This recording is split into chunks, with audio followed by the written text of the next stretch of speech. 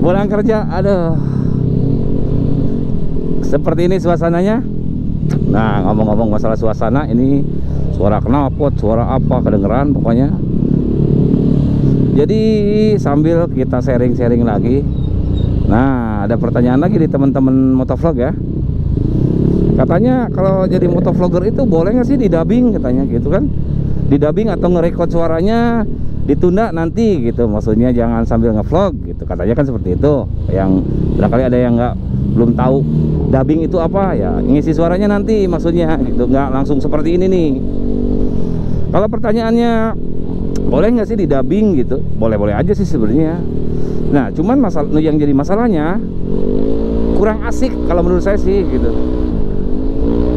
Nah, seperti ini kan ketika kita berakselerasi, ada suara knalpot atau ada suara apa, ada yang motor mobil lewat gitu, atau istilahnya si kurang dapat aja suasananya gitu. Kalau misalkan di dubbing itu kan kita pasti ngomong misalkan di kamar gitu kan, pas mau edit diisi suaranya, jadi suasana aslinya tuh nggak dapat. Kalau menurut saya sih kurang natural lah istilahnya ya, kurang natural. Kalau seperti ini kan, nah ini knalpot mobil depan kan suaranya racing gitu ya, jadi yang nonton itu kerasa banget lagi nonton live-nya gitu kan, seolah-olah si penonton itu lagi ya ikut aja lagi berkendara sama seperti kita gitu. Nah, ini kan tuh kan mobil berat, salib dulu ah, nggak enak pemandangannya.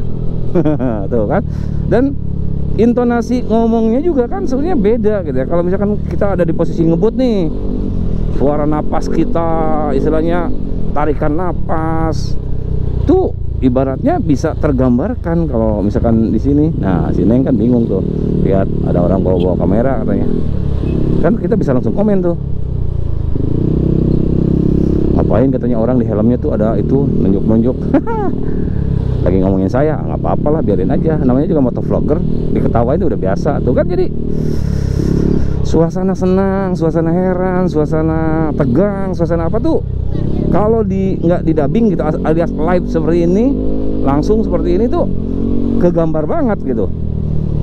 Kalau di dubbing kan ya flat aja ngomongnya, mau kalian ditegang-tegangin mau apa juga nggak natural gitu. Itu aja sih sebenarnya. Terus kalau misalkan apa alternatifnya, kalau kita nggak bisa ngomong atau sekalian aja nggak ngomong juga nggak masalah sih sebenarnya.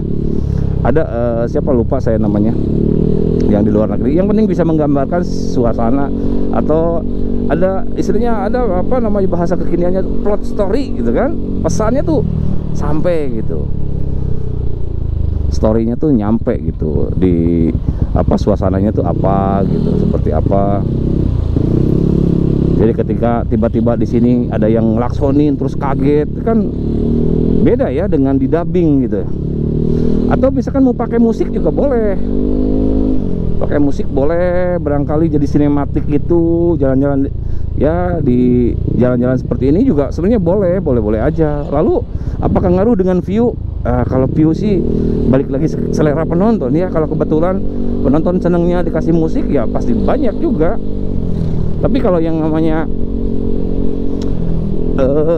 ngevlog, apalagi motovlog seperti ini, kayaknya ini aja apa ya, kurang pas aja kalau di dubbing gitu.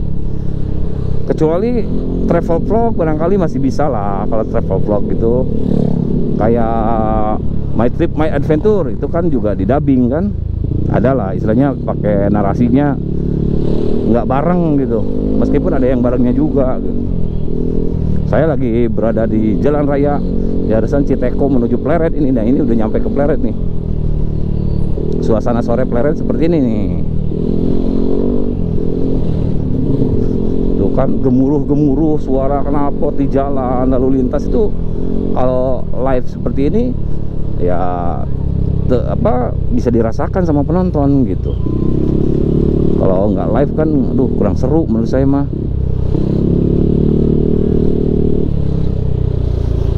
Stasiun Pleret, suasana sore seperti ini. Ini jam 4 nih.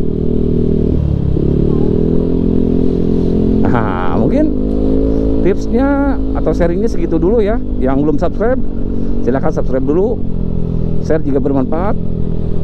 Sampai ketemu di vlog berikutnya, and bye bye.